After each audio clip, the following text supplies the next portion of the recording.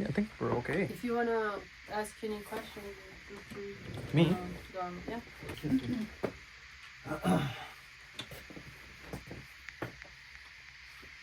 Welcome back to the Matsock thing that we do. This is Anna Cosenza, and this is an episode of...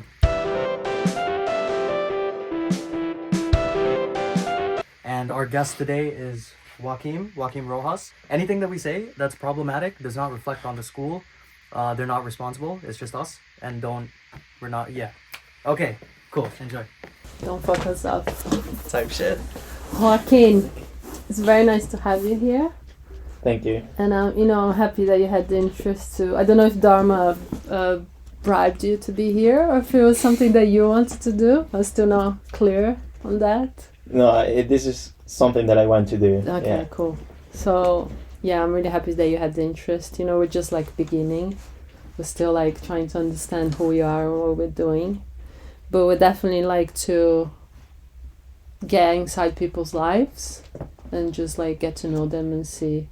And from there, you're a philosopher student, so like you know very well what I'm talking about. Each subject is like a universe, so I think that's why I like to do. I think everybody is a universe, so you can talk about anything with anybody. So I think that's the main thing for me from this podcast. Yeah, so first, we were talking back, behind the scenes. Like I wanted to ask you, like, how is life in England for you? Like, how? I know you're here. You're gonna be here for 3 years, right? Are you planning on staying, or like how is your future looking like? I know you just finished your first year. Yeah. And then you have 2 more years to go. I don't know if you're planning to do a master's or not. Like, what you have in mind? Like, are you gonna go back to Ecuador? What are you gonna do? This is my second year at Sussex, my first year of my degree, because I did a foundation year. Oh, okay, like me, yeah. I did just finish my foundation year. Cool. My plan is to stay for a couple of years here in England, to get a job and to make some money, and in the meantime to enjoy the culture and the life that England can offer, or Europe in general. That's amazing. Yeah, there's many countries you can go.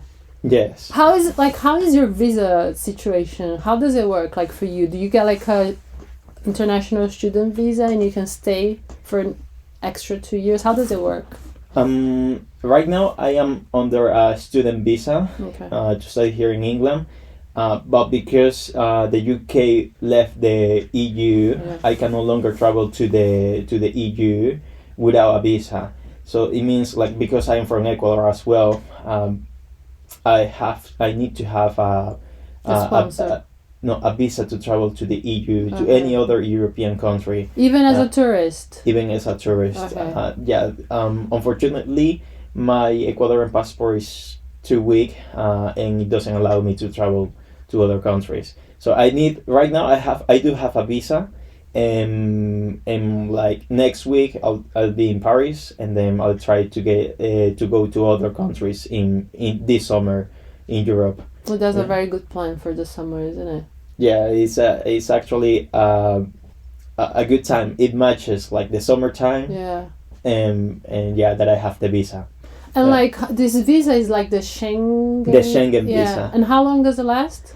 I'm not I feel like I'm the police here. It's just because I'm really curious. I really want to know, because like in my case, because my dad is Italian, so I came here. But also for me, it was kind of like hard because of Brexit. So I had to like pre-settle, and then after 5 years you can ask for a settlement status. But everything is kind of very watched after Brexit. It's not like you can travel everywhere, like you said. You know what I mean?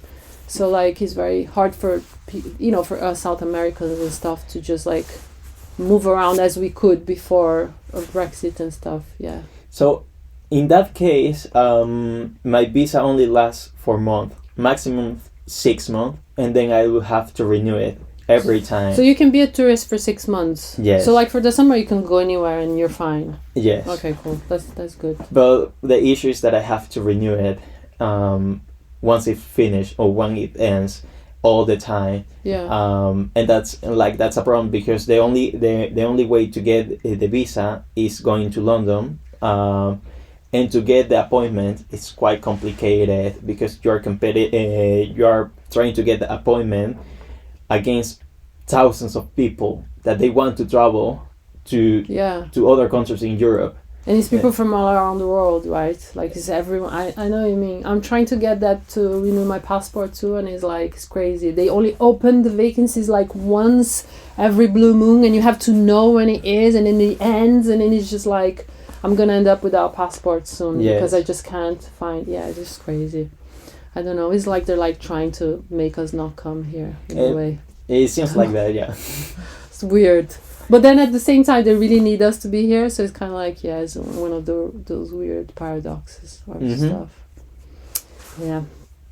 Anyway, I don't know if you saw on that note, like Italy, they just tried to pass a law because we have a lot of Brazilian people that are descendants of Italian people, right? Okay. Because we had like a big migration, I don't remember which year, maybe after Second World War.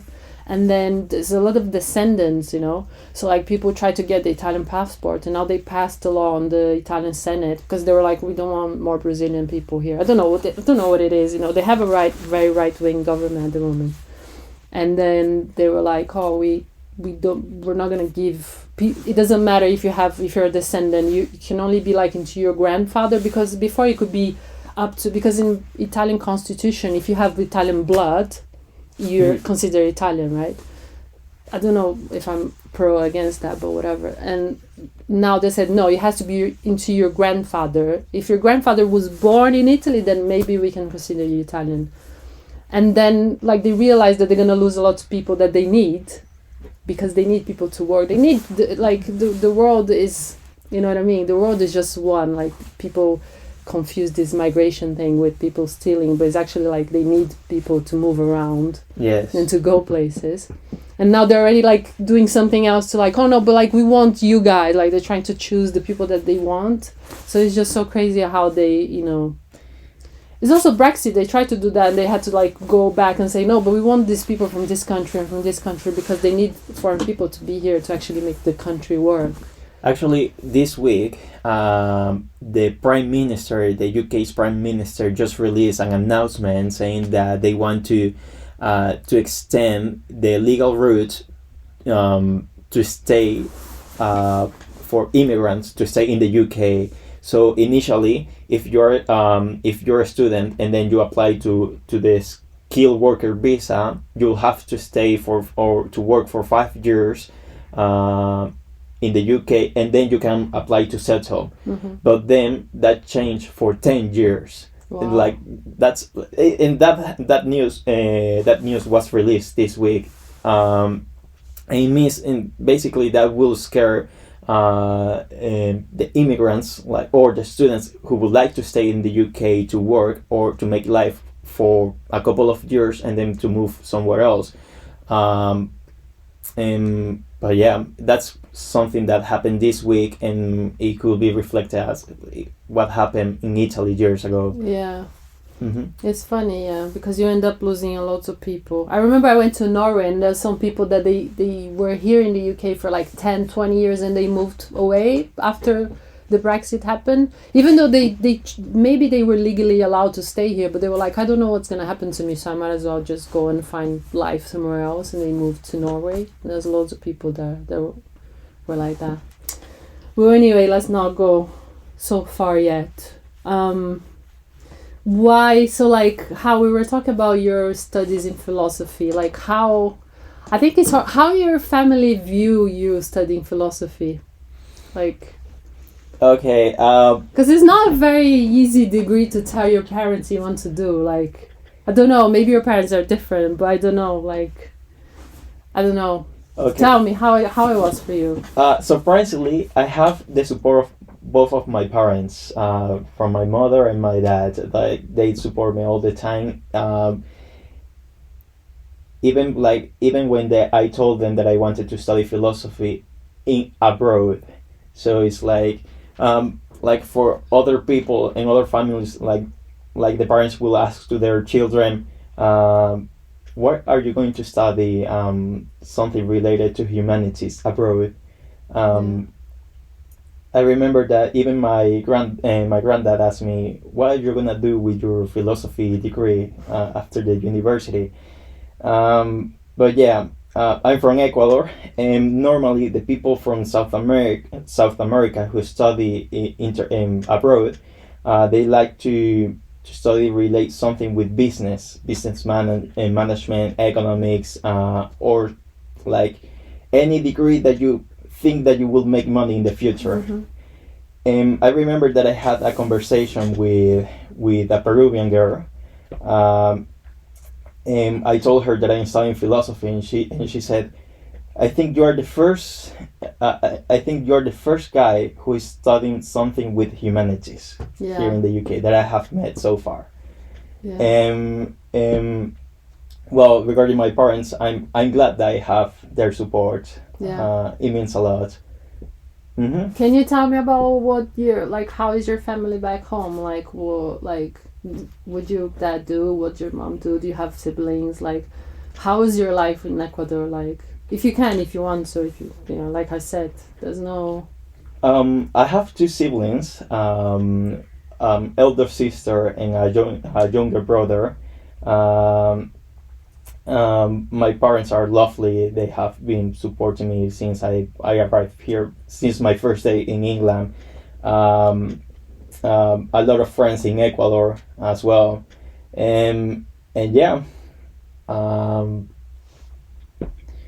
it was quite difficult to get used to the lifestyle here because we're from South America and we know how the culture is. We're very friendly back there, but here people are will try to keep the distance if you don't know the person. So at that moment was slightly difficult, even to say hi, even how to greet other people in the UK. It's very different, isn't it? Yes. Like in Brazil, you kiss people. I was thinking about that the other day. You can kiss people even 3 times in some places. In Rio, you kiss 3 times. Like if you do that, I think you go to jail. Like people be like, "Bro, what's going on?" You know what I mean? You sent this to me in foundation year. Yeah, I remember this. Yeah. You kiss 3 times. Oh, and in Italy, men will kiss. And then in São Paulo, where I'm from, you can we went to 1 just because we're lazy, you know what I mean? Like, so why kiss 2 times? You can just kiss 1. So we just kiss 1, but you kiss everyone that you meet. In Ecuador, it's just 1 kiss on the cheek. Yeah, and you're not actually kissing. You're just touching the cheeks. But here it would be no, don't touch that person. No. So it's kind of it's weird to get used to, but it's kind of something that goes inside of you. And I know now when I go to Brazil, I feel that I don't touch anybody, and I'm like, bro, why am I? You're like, bye, and people are like, come here, let's hug and stuff. So yeah, it's kind of one of those things. So you think you're gonna try to stay here a couple of years, maybe find a job? Do you need a sponsor for this job? Or you don't need it because you can so it's extra 2 years that you can stay here and you can work without worrying about your visa because you already have that, right? I think with the graduate visa, you can work anywhere here in England, and it doesn't matter. It doesn't really matter the company that you are going to work for. So yeah.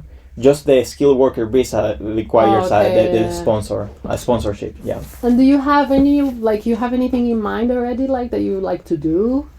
Have you tried getting internships? I know you're very still in the beginning of your degree and stuff, but do you have anything that you feel you want to do anywhere that you would I would like to work there, I would like to do that, or you still don't know? If you don't know, it's fine. Just asking. I would like to try different things in different industries, like the publishing industry, marketing, and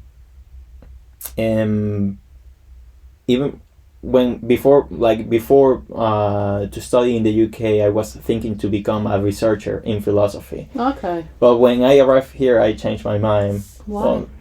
Because it was I didn't know. I no longer knew if I wanted to become a researcher in philosophy, Okay. but I still having like the researcher mind currently. But yeah, like my first suggestion, or like the first advice that I will give to anyone who doesn't know what to study is like, don't be scared of the future, and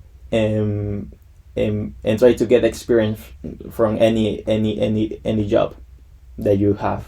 Yeah. Yeah. That's a good advice. Mm. And do you get to do like a? Do you want to say? No, I was agreeing with the good advice. Oh. do you get to do like a placement year, or if you want or not? Have you heard of placement years? Or? Yes. Do you get to do one if you want? Is it allowed? How does it work? I think I'm allowed. Yeah, I'm allowed to Okay. to do a placement year here at Sussex. But to be honest, I haven't checked. Would you like to do it? Maybe yes. It's kind of Yeah. hard because you have to stop uni and you have to like go to work and just like do that for that year, and it changes everything in terms of like funding and stuff like that. And to work for a full time for a year. Yeah, Mm. and then you have to like still pay a certain amount to uni, and then but you're not coming. It's kind of there's a lot of things to consider. I think I don't know. Yeah. So like, well, how is a day-to-day life of a philosophy student? I'm like treating you as an alien. It's just because I come from humanities, but now I'm studying something that's very like technical, and just like it's just like I think I miss it a little bit, the life of like being a humanities student. So Well, how exciting it is to be a philosophy student. I'm guessing it's very exciting because it's literally just like discussing the most interesting, cool things in the world. And you get Yeah. to do that as a degree, so it must be like really, really nice. Well, the trick here is that I love philosophy. I like to read. I like history and any other humanities field or subject. In that sense, like any topic that I'm like studying about in philosophy, I would like it because it's something that I'm very passionate about. And yeah. Is the workload very heavy, or like can you manage it? Because I'm thinking like philosophy is just one degree, right? But you kind of like doing like 2 degrees at the same time, because you're doing philosophy and you're doing history. So that must be a lot. Like, and why did you choose that? Why you didn't do just history or just philosophy? Why did you want to do both? Like, Okay. Currently, the workload is quite high. heavy, yeah. Like especially for history, it requires to read more than 50 pages each week, and then for philosophy, almost the same. So like 100 pages for both subjects. And it's a lot. Like and honestly, sometimes you don't have the time to read 100 pages per Yeah. week. No, it's not possible. It's just simply possible to do it. What was the other question? No, I was just asking how is your day to day, and like why did you choose to do like these 2 Oh. degrees at the same time, if you know what I mean? Like, because you could have done just philosophy or just history, right? When I applied to Sussex, I remember that I just chose philosophy, but like Sussex told me to do the foundation year. Mm. I took the foundation year, and I remember that I was offered the opportunity to choose any other degree that Sussex had available for the foundation year students. So I was checking the list, I was reading the list, and I saw, well, philosophy, and then politics, philosophy and history. I said, like, well, I could do just philosophy, but like I have the opportunity to do with something else. And yeah, I did initially philosophy and politics for my first year,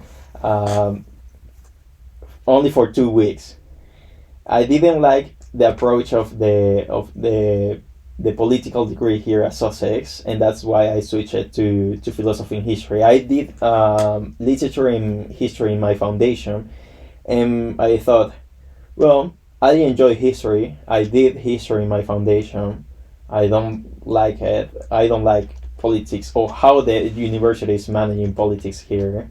And I said, well, let's give it a shot. Why you didn't like it, the way they approach it? It was very, I don't know. I was expecting to get more theoretical topics or more abstract concepts instead of being more pragmatic. Okay. So I said, well, this is not something that I'm really into. I'm So able to choose or to switch degrees, so I did so. So you were interested in the subject, you were just not interested in the way it was approached. Yes. Yeah. Uh-huh. Yeah. And how was doing a foundation year? Do you think it was a good thing? Like, I really enjoy my foundation year. I think if I went straight to first, I would be like, I don't know what I would do, but I don't want to say on camera, but like, yeah. It would be hard. I actually don't regret of studying or doing foundation year because it gave me the tools to know the university, to get used to the lifestyle here on campus, like to know the city, to know the resources, everything. So in that sense, like some people will think it's a waste of time and money to do a foundation year, but like personally it helped me a lot. Yeah. And that's why I don't regret. And when I studied on my first year start, I said, this is like my foundation. Yeah, you were ready for it. Yes. And not only that, like in my foundation year, I was living on campus. I was with Dharma. He was my neighbor. And the parties, the people that you meet while going out, your flatmates, living on campus is something different. So, did you like living on campus? You're not living on campus now, I suppose. yeah, I no longer live on campus, but I like both. Living in the city, like here in Brighton, it's beautiful, and then, but like I miss to have a flat house, a house, like a flat here on campus with a lot of people, like to be talking to them all the time. Yeah, I like that. Yeah. So who do you live with now? With two flatmates. Oh, okay. So it's people you already know from before? Yeah, from Okay. yeah. You guys don't live together, right? No. Oh, okay. No. Actually, but in the same building, but not in the same flat. Okay. Mm-hmm. And like these people that you live with, do you consider them your friends? Yeah, they are. Okay, cool. Did you met them last year? Yeah. The year before? The year before, Yeah. actually in 2023. Okay. Mhm. And how is it like for you? Is it easy to make friends? How do you feel lonely sometimes? Like I know, when you leave everything behind and you come to a new country, you know what I mean? You kind of get a little bit lost with stuff because you just leave everything you know. It's not just people, it's places, smells, you know what I mean? Music is everything, the language. I remember one of the things that used to make me a little bit sad when I first got here. When I opened my eyes in the morning, it was like, oh, I need to speak English today, because I wanted to speak Portuguese, Mm-hmm. So like, how is it for you? Like, you feel at home already, or you just like the stuff that you miss? I miss the Ecuadorian food. Okay. Do do you have any restaurants, like good restaurants that you could find here, or not yet? No. Okay. No. Did you try to find, or you just like? No, there are no Ecuadorian restaurants here with Ecuadorian food here. Not even in London. In London. Okay. But it's London, and so there are other Latino restaurants in Brighton, but not Ecuadorians. Yeah. But I mean, it's still fine because I don't mind trying other foods from other countries. But yeah, what was the other question? I don't even know. What did I say? But it doesn't matter. Can you cook? Yeah, so Okay, yeah, can you, that- so you can cook like Ecuadorian food, right? If you need to. If you're like Yes. really missing it. No, I think I asked if it's easy for you to make friends if you feel lonely. How it's been like life for you in that sense?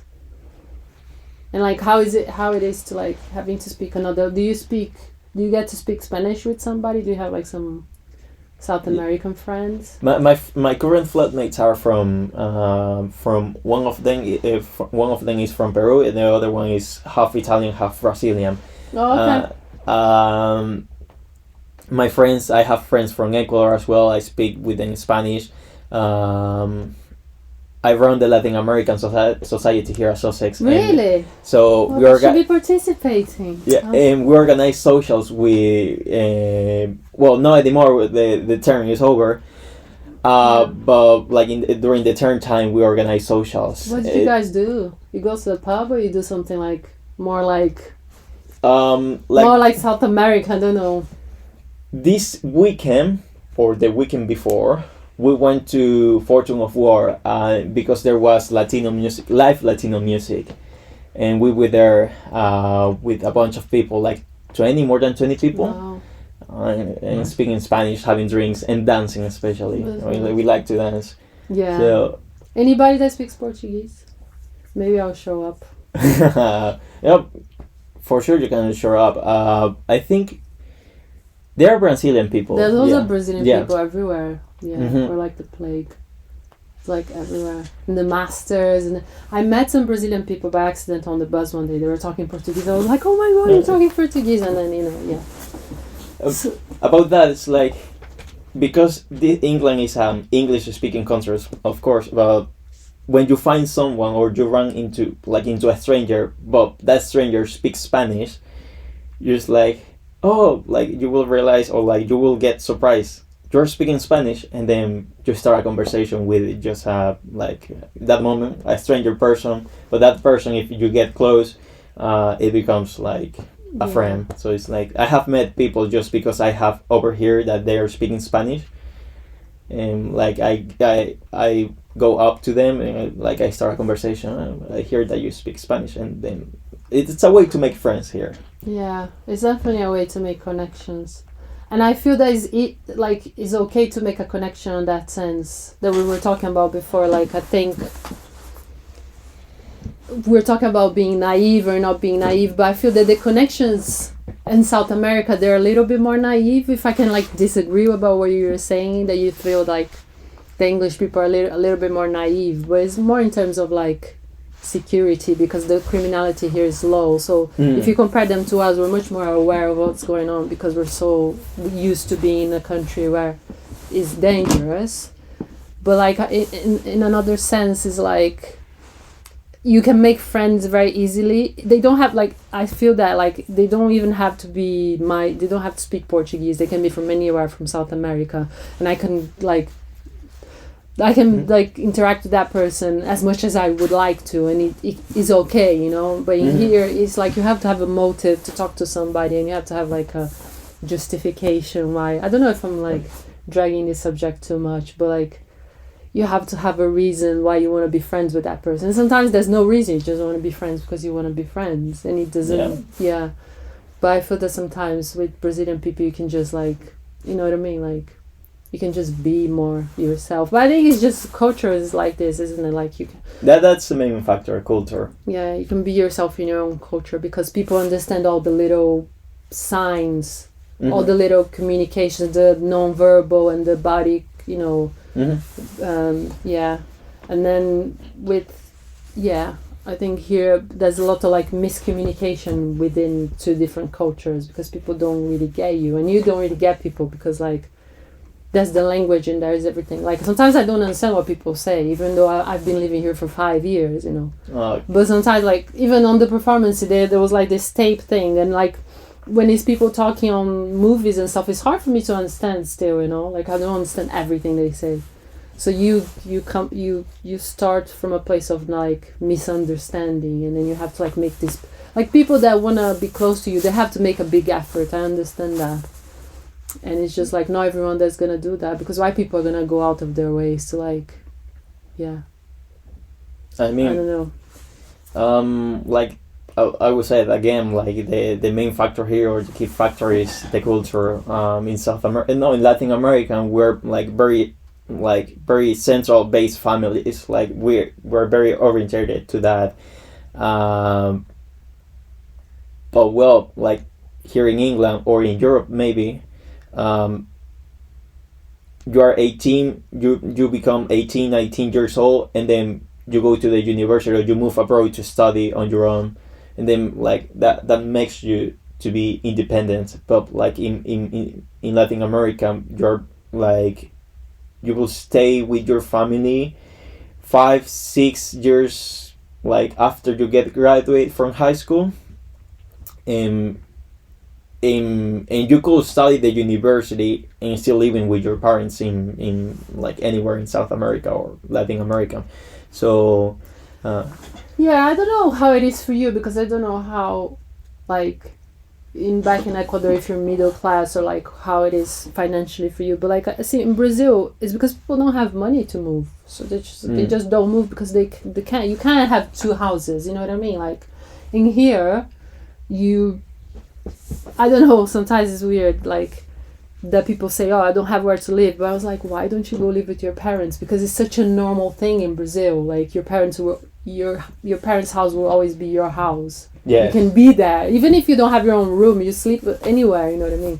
But like in here, it's completely different. There's like a separation of like you become an adult, then you're not.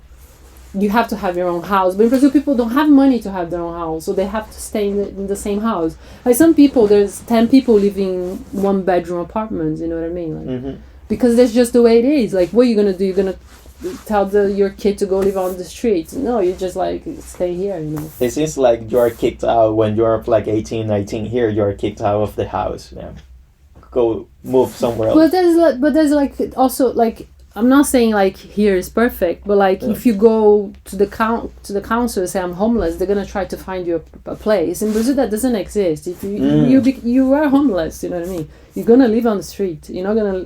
Nobody's gonna find you anything. There's no social housing. There's no nothing. You know, because we don't. The country doesn't have money to pay for that stuff. So like literally, you have to do what you can. You know, in Ecuador, if you're homeless, you will be homeless, unfortunately, for the rest of your life. So, and well, that's related to poverty in general as well. Yeah. Because South America, Latin America are developing countries. Like it's made up of developing countries. And well, I was talking to Dharma earlier, and like to be poor here in England is to have an iPhone 11 or iPhone like 12. Is there an iPhone 12? Or, there's a 16. 16. Well, so 12. There's definitely a 12. It's 16 now, isn't it? It's 16 Pro Max. Yeah. 16. You have one. Light touch.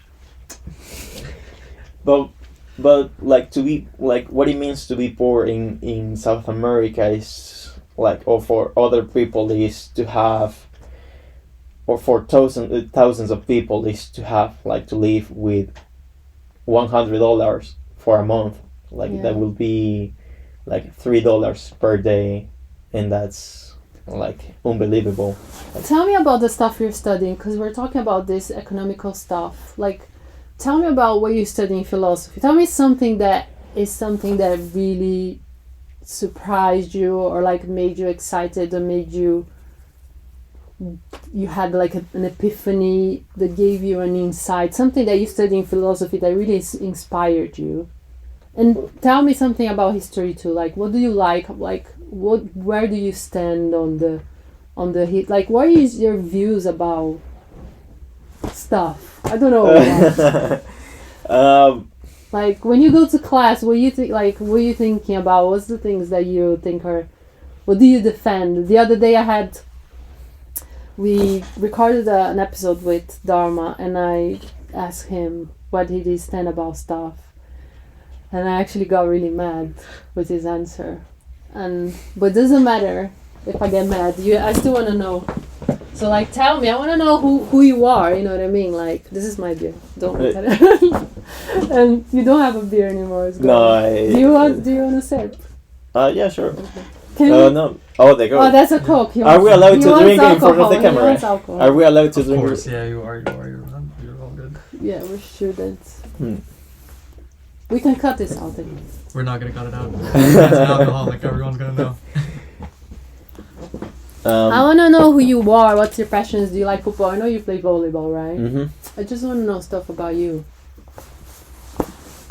What makes you? I know it's a hard question, but that's why we're here. Do you want to take a break? I feel like you're running out of steam. No, with the questions. no, he I mean, What He makes doesn't you want to. He's ready. I mean, that's a very I'm running out philosophical of steam on question. him. Is it? Oh, okay. What's make you? You're nervous. You're nervous. No, because you talk shit about my history answer. I feel bad now. I'll stand by. It wasn't history. I said it wasn't history. Is it where you stand on stuff? Or Tying out now or?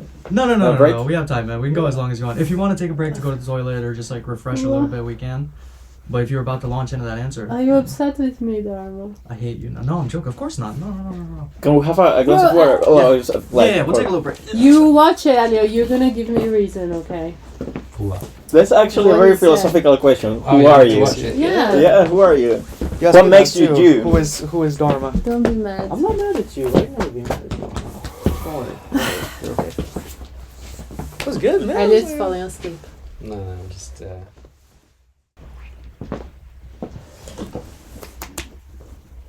Man, you finished your water.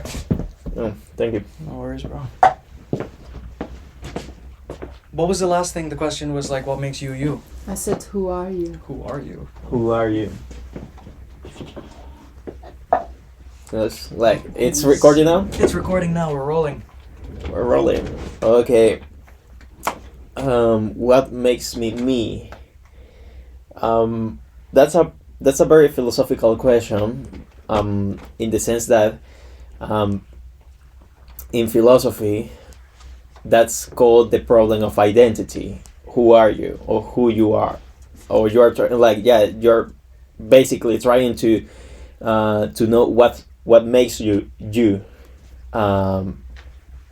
In Aristotle,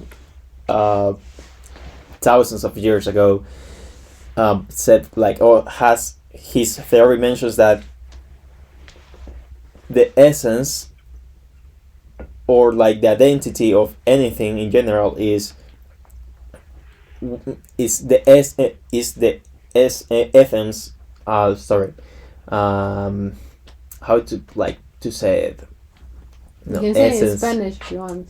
No, essence. No, I think essence is the word. essence. No, that's the word. No, but my tongue is twisted.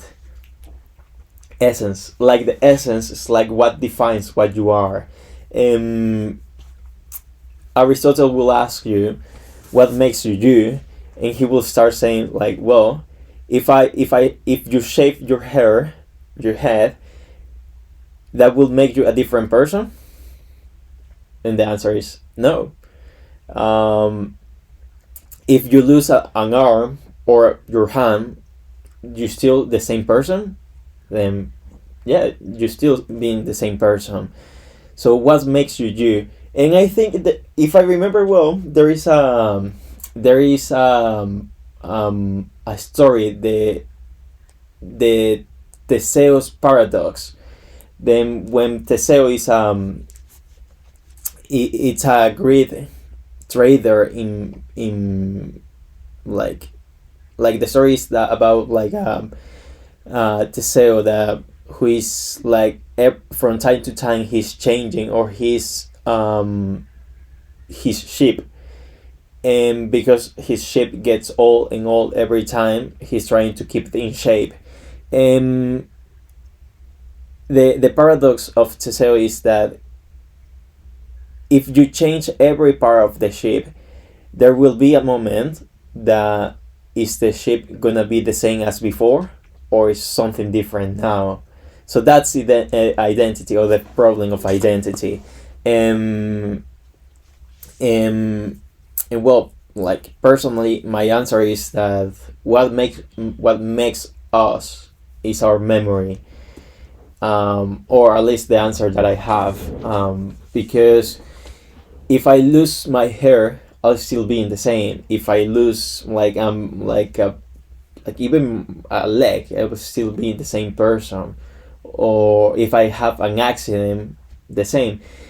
But what makes me is my memory. Because if you change of like if you lose the memory, like you will start from the beginning to make new memories, and so on. I get what you mean. It's like you can lose everything that's kind of like from the outside, but like if the inside is intact, you still keep your. Yeah. But you don't think also that like your outside can have an effect on how you feel on the inside, and that's why I always ask, does life imitates art or art imitates life? Because like Dharma, he just shaved his head, but he's feeling different. He's not feeling the same as he was before. Of course, he's the same person, but shaving his head has an influence, and maybe will shift something inside of him. You know, even like brain-wise, like we were talking about. Like brainwashing, meditation. No, we're talking about meditation in this episode. So something that you do on the outside, it will transform your brain cells. You know, so like there's like this, like there's this connection between also the outside and the inside. You know, I bet you're a little bit different here than you are back at home. You know what I mean? The way you behave, the way you talk. I think it does. I mean, the reality or the external factors do affect our body or our perception, but still, it's what you remember from those experiences that what makes you. Your perception, right? Is a very beautiful definition of like who you are as a person. Yeah. It's the memory like the experience that you have from like any life chapter of your life. There's a movie that's called El Segredo de sus Ojos. It's an Argentinian movie. They made an American version afterwards, but the Argentinian one is with Ricardo Darín, which is a very good Argentinian. I don't know if you know him. No. What's the English one called? So The Secret of Her Eyes. Yeah, The Secret of Her Eyes. So like, do you want me to tell you what it's about? Oh, sorry. No, tell us. Yeah. No, it's like, I don't want to give spoiler to people because people don't like spoilers. But like, it's basically this guy that commits a crime and they're trying to find him. Mm-hmm. That is a crime that's committed and they're trying to find the person that did the crime and then they're trying to find who it was and at the same time find the person because the crime is a kind of like a cold case. So like,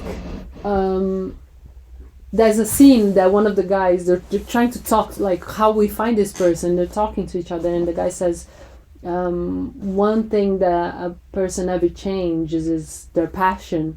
So they go to the football, they go to the stadium, to the team that the guy supposedly was a supporter of, to try to find him there. Mm-hmm. And that made me think, when you said about the memories and stuff, it made me think about also that, like the passion, like, so you also, what your passions are, a little bit a part of your identity. So like, what are your passions? My passions? Yeah. Philosophy. I like philosophy. I like to connect ideas from different fields and to make a new theory or a new hypothesis. And I like volleyball as well. I like sports. Like some people don't think that like there is no beauty in sports, but there is beauty. And even with philosophy, you can study that. It's like the synchronization between the players in a team, that's beauty to some extent. The coordination, the skill to dominate or to control some aspects of your body to achieve something, like for example weightlifting, Olympic weightlifting, and everything that you have to do. In that sense, like with philosophy, I feel very passionate about philosophy. You can go with sports, to beauty, to even photography, anything. Yeah. Politics. Yeah. There's Yeah. definitely a lot of philosophy in sports. Mm-hmm. They're definitely very, intertwined in a way. Yeah. Because there's a lot of like how you have to behave in certain sports. Even if you think about like martial arts and stuff, or in collective sport, you have to have a lot of like, The skill to get bomb or like with your teammates. yeah, and what you have to do to actually achieve a certain level where you want to go with, by yourself, or when you play in a team, when you play with other people. There's a lot of philosophy there to be considered. Yeah. Then going back to the question was like it will be the memories that you have and the passions as well, and that will influence on your personality, and well, that makes you you. That will be the answer. Your memories, your personality as well, and like to some extent something immaterial in you or Like inside you. Like your soul. Who would be your soul? Maybe. Yeah. I don't think we have a soul. Really? Yeah, I will ask, what's the soul? What's the soul made of? I'm very materialistic in that sense. Like we're like more of made of body parts, like our meat. Our brain is a muscle, a muscle with electricity that is sending shocks to other part of the brain to say something, and from a philosophical perspective, like the mechanics perspective, in fact, the universe as well as the body are mechanics. For example, if we have a cold or we get sick, the first reaction that the human body will have is fever. But we don't have, or we don't like to have fever. But it's something that is not under our control, because it's a reaction, a mechanical reaction that like the immune system deploys fever to kill the bacteria or the infection or the virus, and then the body can recover from it. But it's something mechanic that we don't have control. And from that perspective, the world or the reality is mechanic. Yeah. And our emotions could be derived from that point of view. Yeah. But like, okay, so if you're telling me that, so you don't have any like spirituality, then you think we're just like material meat and stuff, like when we die, we become warm foods and stuff like that, we go and that's it, you're done. Like you can live out of other people's memories and stuff, or passions that you left behind, or things that you built and stuff. So like, if you think that, what do you think is the meaning of life then? Like, what we're doing here?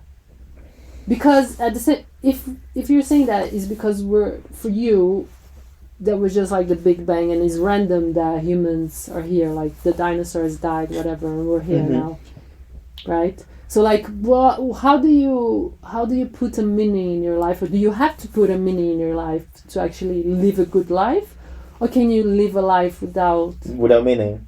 Yeah, but you're studying philosophy, so if you tell me that, it'll be hard to believe that this is what you.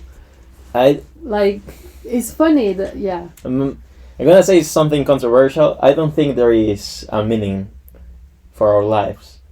I don't think that there is, but it's what we do with our lives that makes sense. That creates the meaning for us. going back to like a topic that I was recording off camera is like about billionaires and rich people. If you're a wealthy person, what are you gonna do with like with all your money for the rest of your life if your basic needs are already met? So you no longer need to work, to go to do the shopping, to get food, or to study the university or whatever, because you have everything now. Yeah, like you have money. But some billionaires or some people that have money, they're trying to find new challenges or new problems to solve. You're to gonna say meanings. Yeah, because to find some problems to be busy, and then that's like and therefore that's the meaning of life. Because if there's no drama here, if there are no problems, well, we're gonna here for? It's like where do we live? Why do we live? Well, we have to eat every day, not to die. And yeah, but if you have food all the time, like endless food, like billionaires that they have the money to get the food, then what are you gonna do? You're gonna get bored to some extent, or like in any moment of your life. So they will try to find a new challenge, and then if there is no problems in our lives, then there's nothing to fight for. That's like I would argue. Um, um, it's like what I'm doing right now. It's like I want like a new challenge, and then even though they was difficult to move from my home country to England, it's a new challenge. Yeah. And now I'm like doing good, living here in Brighton, meeting new people, making new friends, and living my life. That's important. Yeah. And Yeah. you're just gonna go from challenge to challenge. Yeah. Bigger challenge. I wish to talk to you in like maybe a year from now again to see where you're at and how things are doing. And what has changed? Yeah. Yeah. Or maybe 2 years from now, maybe when you're working and just to see everything. Yeah, because things do change, you know. Sometimes they change. And I bet you're really young and stuff, so it's kind of like our perspective on things just like is so fresh and it's so like new. And like you said, you're kind of learning how to do everything by yourself, and it's just like that's a big challenge on itself. Like just being like responsible for everything, for your own survival, for your own Because we have this inner impulse that we don't want to die, or like that mechanic action of just getting food to eat is something that you don't doubt about it. Your mind just comes across of it's an instinct. yeah, exactly, it's an instinct. I have to get food, I need to buy something, not to die from starvation. But yeah. Do you want to ask anything though? No, I really like that answer though. It was like, yeah. And I agree. It's like what I was talking about with the state 0, state 1, solving the spreadsheet. It's the same thing. And more than new problems to solve, it's new experiences to experience. So you can like, buying a car is a really cool thing, and driving a new car is nice. But when you have access to every car, you want to try something that no one else has access to, because that's an additional layer of meaning to driving a car. Because now you're not just driving a car, you're driving like a Rolls Royce or like, and then beyond that, you become friends with the owner of Aston Martin, and they have one prototype, and you get to be the guy who gets to drive it, right? So that's a whole new experience. And then you go to space, you get to afford like a ticket to go like on the International Space Station or something. That's like a new experience. So more than just problems, it's like experiences. And they become memories, isn't it? Like you said. Memories. Because the experience will be over at at some point, and what will remain is the memory of that experience. That will And so be- then if you get like dementia or something, you're no longer yourself. Mm-hmm. Mm. Or what's the other brain disease that you lose your memory? Alzheimer's. Alzheimer's. Mm. Yeah. I think they found like a vaccine or They something. found something. I They saw found like a something post. good. Yeah. I do want to ask. You said like quite young, learning how to be responsible for every aspect of your existence, basically materially and spiritually. You're doing that, but like, how old are you actually? You're part of the. You're technically a mature student, right? Mm-hmm. What has that experience been like? Doing a foundation year, being a first year, and being a little bit older than the usual first year crowd. What has it been like in terms of social experience, in Mhm. terms of support by the uni or lack of support by the uni, and your internal, if you can like reflect internally on what it's like taught you or how it's been or something like that.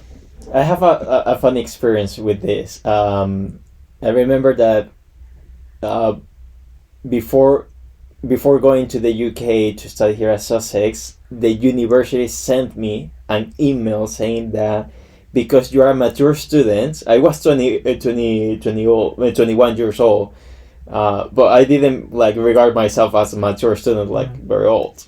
Uh, Said like because you are above or you are 21, you are considered as mature student. And we have some group students of a group mature students that you can join, and I thought, well, I'm just 21. I mean, I'm not old enough like to be separate from like the guy or from the people who are 18, 19, 20. It's just like 3 years difference, 4 years, and it's not a big deal. But then already here, I realized that 2 years, like being 21, and then like you are talking to someone who is 18 or 19, there's a huge gap in the mentality.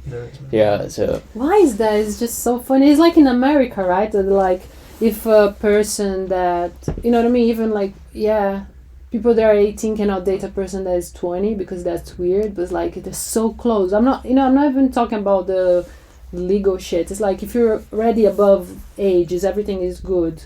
But it's like, oh, you're 18, you cannot date somebody that's 23. But it's so like you're more close at 18 to 20. It's about maturity. I think when you say in terms of mindset, it's like, yeah, it's 3 years. It's the number of years is 3, but the problems that person has overcome as a result of their own action, very limited. And I think you mature as a result of solving problems through your own initiative and like stuff like that. And then by the time you hit 2021, because there's an exponential increase in the opportunities to solve those kinds of problems from the age of 18 upwards, right? So if you're 16 to 18, you're still going to be with your parents in the school system and the this and the that. You're going to be very sheltered. And in a country like this, you're thrown out into the world at 18, and then 18 to 19, you've gone through so much that you wouldn't have gone through from like 14 to 18. You know what I mean? And so then 19, 20, it stacks up, and then you start to kind of like normalize. Do you think that's the same with people that don't go to uni? Let's say a person finished the GCSEs or or A levels And go straight to work? and go to work. Like, you think they go through the same? Is it the same thing? I think it's probably the same thing. I think people would be better equipped to mature faster better well, I don't know, I think it depends on the person, but I think it's basically the same thing. Instead of being thrown into a university, you're thrown into the real world. I think the stakes are a little bit higher out there, because if you get fired from your job, I got fired from so many jobs because I just didn't think jobs were like a serious thing where you had to be there Every day. no, like be there 8:55 for a 9 o'clock thing. You have to have checked in before 9 o'clock. It's like, oh, we started 9 o'clock, cool, it's 9:02, like why is this a big deal? And it's a mindset shift. Now I understand the importance and why you need to have like a sense of reverence for systems like that. It's required. But before, And I why do didn't you think that understand. is though? Because it is kind of weird, right? It is kind of weird, That but it's is because so important. it's because things aren't. That's not a place where you exercise personal liberty and freedom and happiness, and that's what you do at home. You What have to you're there- adequate, like Yeah, what you're there to do is be a machine. You're there Yeah. to the transaction. There is I contribute to a system on the on the system's terms, and in return I get capital. I get paid, and I'm able to Money. use that capital, that money, to live on my own terms when I have the space and the time to do so. That's the trade-off. I think a lot of people become very unhappy when they try to be happy and free and this and that in the workplace. You can't do it, and then they try to be regimented and strict at home with their children. Like, it's stupid. Like, what are you doing? Home should be the safe cave that's happy and messy, and work should be the place where everything is clean and clinical and like a hospital. It should be like that, because one serves one serves the other, type shit. But maybe yeah, people are spending too much time at work and they just like want to break free somehow because they're like, I'm not spending enough time at home and being myself. so I maybe. have to do some shit at work. Maybe. It's like, I think you need to find a way to come to terms, like compartmentalize, maybe that's the word, but you need to come to terms with what it is that you're doing. Like, why are you getting a job? Because you need money. Okay, cool. You need money, you need to get some. It's like, human is hungry, like you said, human is hungry, human needs food. Human has to go find a tree, climb the tree, get the fruit. The fruit doesn't just fall from the sky into the human's lap. It never happens, right? So you always have to... Oh, it did So happen you have to work. sometimes. Yeah, it happens. It happens to Newton. Yeah. But he walked up to the tree and sat underneath it. Lots he of was- people die in Brazil with the jaca. Yeah, the spiky big, yeah, and coconuts in Sri Lanka. You die. Jackfruit, You yeah, can't that's walk true. underneath the tree. Well- No, but it's like you have to. I think nowadays people are they act like they're entitled to not participate in their own survival, which is crazy to me. Like, I understand it. I think it's a good indicator that the world has become very safe and secure and comfortable, that people can even think that way, that can become like a prevailing kind of like mindset, especially among young people. I'm happy that people are allowed to think that way nowadays, but I think it doesn't build the kind of person that can keep the world that way. Things are gonna, maybe, I don't know, I'm not like a futurist or whatever, but I just think it's crazy. Like, Yeah, there's a lot to talk about in that. a Maybe lot one to day. unpack. Yeah. You mad at me? No, of course not, man. Hey, listen, this is something with me. You can literally, I don't take anything personal. You should know that, like, ever. I don't take anything. I hope I didn't upset you with my, like, And I also like to challenge ideas. This is something that I think, to get at truth, it's two things.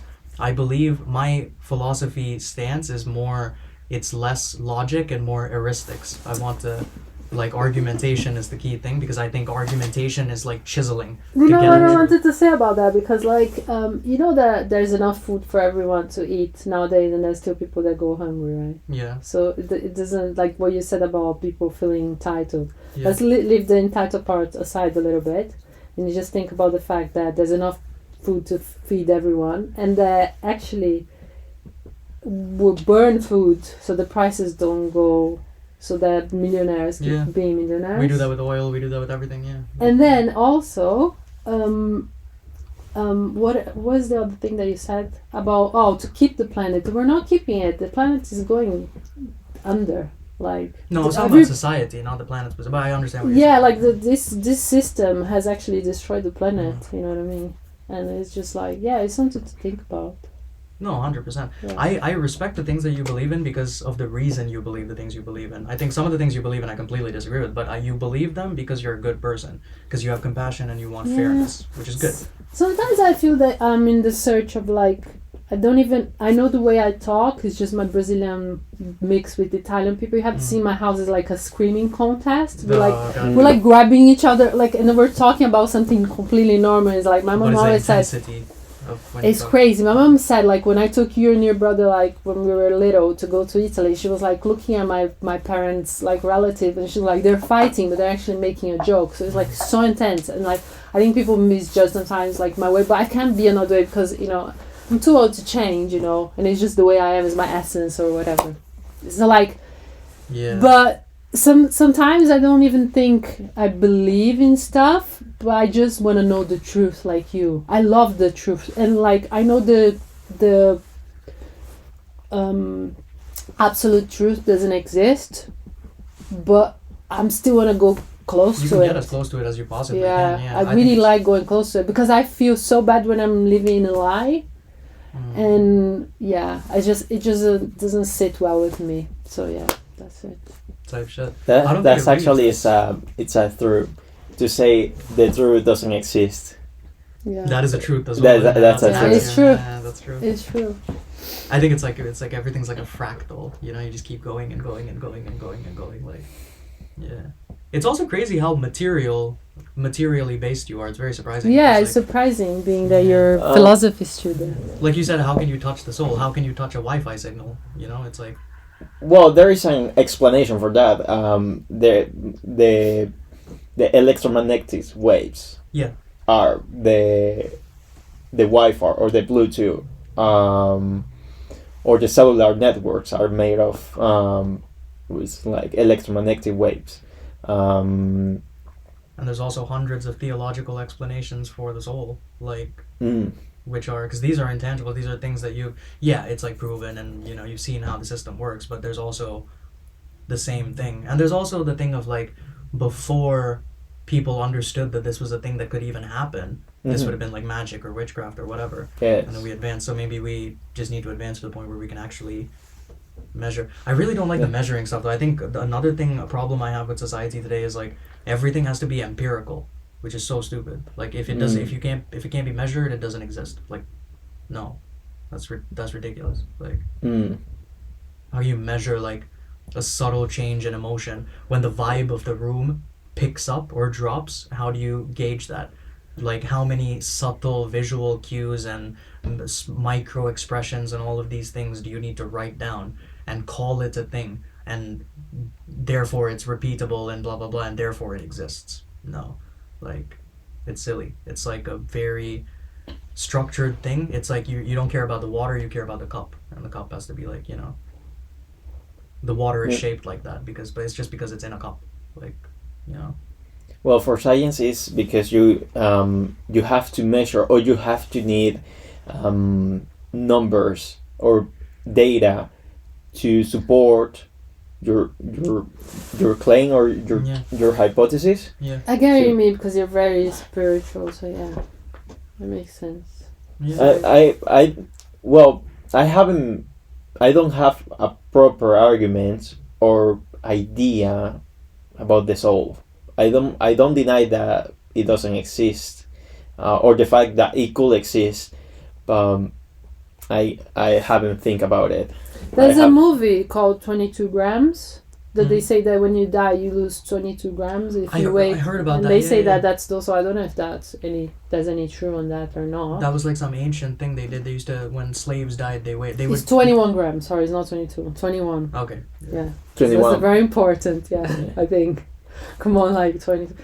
Anyway. Right. And like, but I think I understand what you're trying to say is like when you capture something, that thing is not what it is anymore. So then Exactly. your data is gonna be. Remember when I was saying like the models, you use a model to measure something. There's The an error repeated there, error that grows. and then you're just Yeah. like, oh, this is reality. It's not. Yeah. Like, how can you even say what Even reality physically, is? like Yeah. in terms of physics, it's the same thing. You observe a system, you change the system by observing it.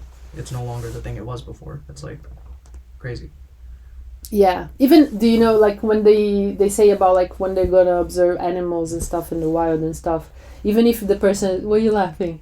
But I remember the thing where they sent like they dressed up like a fake pigeon or something, God. and they sent. And No. like underwater, you know, there's the light and the noise of like a submarine.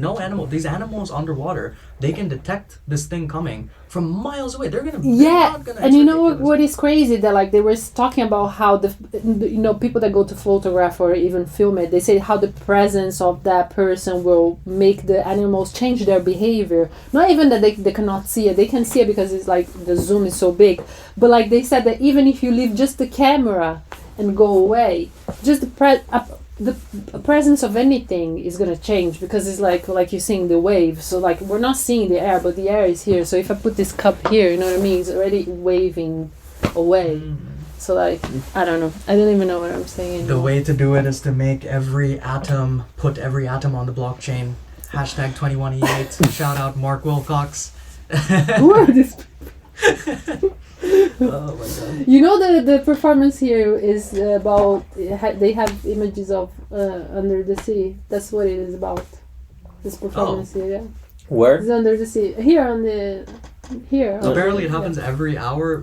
Should we go into the next one for like 10 minutes? I want to see it, maybe. I don't know if you can get out. You You have ask to get a if you ticket can- and get in and like do the whole stand in a line and all that bullshit. No, I'm saying I don't know if you can get out after 10 minutes. Ask. Oh. Because it lasts like 50 minutes. That's why I didn't answer your call. Well, they trap you in a room for 50 minutes? Trap you, bro. You should be free. I went to the Sussex Award. I just left in like 10 minutes in. But that's it's like a theater thing. It's not like a award.